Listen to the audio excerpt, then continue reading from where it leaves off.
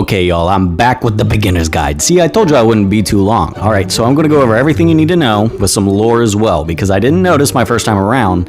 This game is made by IGG, and these are some real big dogs. They did Rage of Destiny, Lords Mobile, Castle Clash, Dawn of Destiny, and like a shit ton more, and the developers are actually really cool for the most part, so you don't have to worry about that. Now, on with the beginner's guide. We're going to go over everything, starting with this wheel is how they actually handle idol rewards. I'm going to call it the idol wheel, because I don't know what the fuck I'm supposed to astrolabe, I have no fucking idea. Essentially, you collect spins over time and you can rank up the rewards and your stats with the cube on the bottom left. Leveling up the cube levels up the rewards. Leveling up the rewards gives you more stuff. You gotta hit all of the corners in the outer ring to unlock using the inner ring, and then after you fill up the bar inside of the moon's core, you can get a chance at a really good prize. You could skip it all at once. Let's just look at these prizes, like actually some legit rewards. I have never seen an idol system like this in my life. Super impressive. I like it a lot. Next page is the kingdom. I don't have all the features unlocked, but it's a beginner's guide and not a veteran's guide.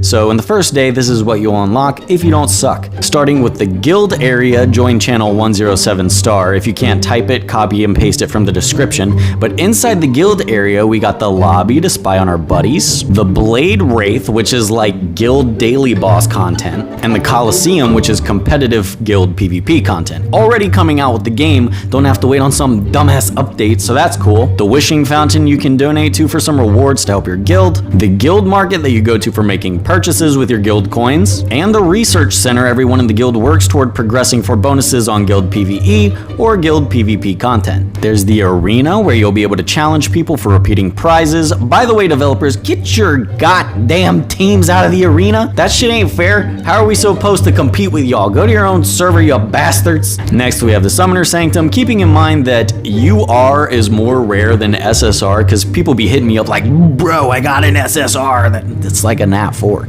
Check all the banners. You can actually select a desirable SSR on this one, and there are indeed pity bars. Marketplace where you can go to exchange your coins and gems and shit for items. Definitely keep an eye on all the shops because they have some awesome shit. And the Flabagora, which is like a mercenary board or whatever. You send off your units, they do missions, and they bring you shit back. Comes immediately with a dispatch all and collect all, so don't have to worry about waiting on that to be unlocked. Just instant one click of a button. Next tab, this is the campaign, all right? That's where you're going to progress your story. Definitely do that as quickly and as fast as possible.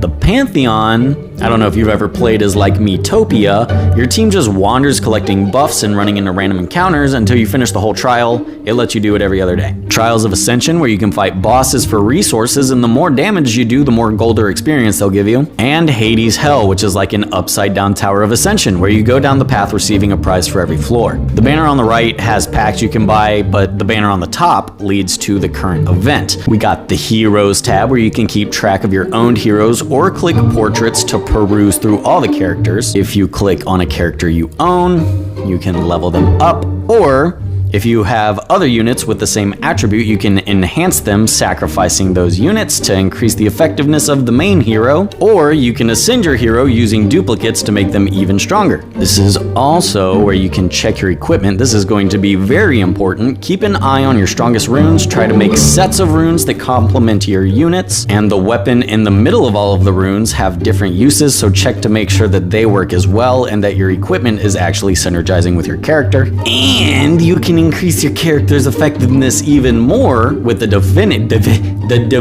function that serves as a talent tree to help customize a character's stats or load them with bonus abilities. The bag holds all your shit. Try not to use too many consumable item rewards because they're based off your idol wheel, so the farther you are, the farther that they'll go. Or you could summon unit pieces here, open consumables, check your runes, do whatever. And lastly is the journal that tracks your achievements and gives you rewards for missions and stuff. And that roughly covers everything you need to know about the beginning of the game. The best piece of advice I can give you is if you're not sure, just wait or ask. Don't feed a character you're not sure about. You know, with time comes experience, and it's better to have something and not need it than to need it and not have it. So feeding a bunch of shit, you're gonna regret it later, I promise. Just be patient. That's the point of an idle game anyways. But if you have any questions, feel free to join my Discord, but we have a bunch of different people in there from all sorts of different games, so do not be sensitive because we just like to have fun. But other than that, y'all, that's gonna do it for me today, and I'll see y'all later. Bye.